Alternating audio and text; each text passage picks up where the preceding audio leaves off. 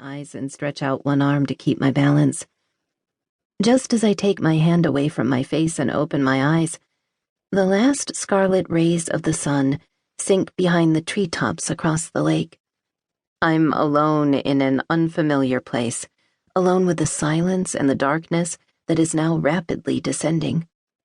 I choose a direction at random and start moving through the inhospitable terrain. A man and a little girl go ashore on a small island and don't come back. What could have happened? I tell myself there could be any number of plausible explanations. Maybe they got caught up in a game and forgot all about the time, or maybe they simply... Frantically, I try to come up with other possible scenarios.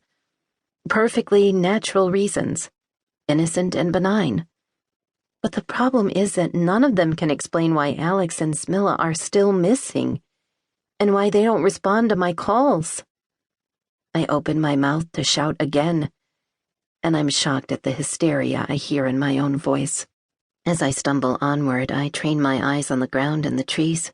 My feet move faster, and my movements become more disjointed. I proceed aimlessly, no longer aware in which direction I'm going or where I've come from. I'm so stressed that I can't orient myself properly. Nowhere do I see any trace of human life. A sob rises from my chest. Smilla. At that instant, I catch sight of something. I stop, noticing a trembling that spreads through my whole body. I see a rock a couple of yards up ahead, and then, a short distance from there, something else. A dark object. Even though I don't immediately understand what I'm looking at, I know with every fiber of my being it's not part of the vegetation. It belongs to a person. Slowly, filled with dread at what I might find, I approach and crouch down in the grass. It's a single black shoe, tattered and worn. The tiny holes that once held shoelaces now gape. The tension in my chest eases a bit. I've never seen this shoe before. It doesn't belong to Alex or Smilla. That much I know. Not understanding why, I hold out my hand, sensing how it's slowly but surely being sucked down toward the shoe, as if my fingers are being controlled by some outside force, a force rising up from the ground beneath my feet. With a gasp, I jerk my hand back and stand up.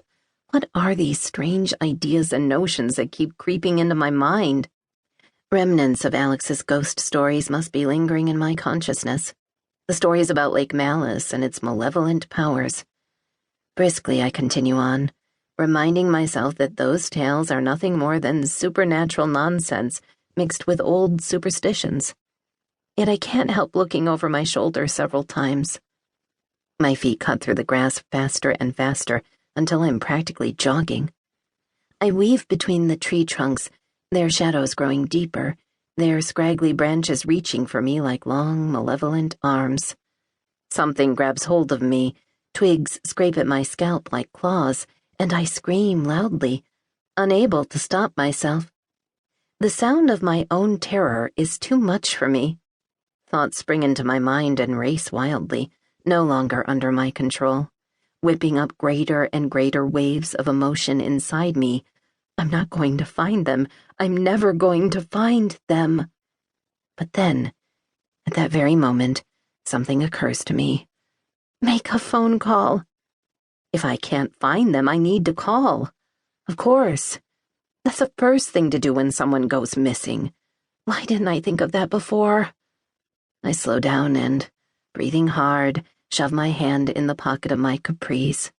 Empty. I check the other pocket, but my cell phone isn't there either. Where could it be? Did I lose it somewhere on the island? Or did I leave it back in the boat? Fragments of memory slowly coalesce. I didn't take my cell with me when we left the cabin. It was an impulsive decision to set off on this excursion, and I actually hadn't intended to go along. Yet I did. My chest tightens again, but this time it's not from straining to breathe. Again I look around, desperately trying to see a tiny scrap of pale pink fabric, a flutter of blonde hair. But she's no longer here. I know that.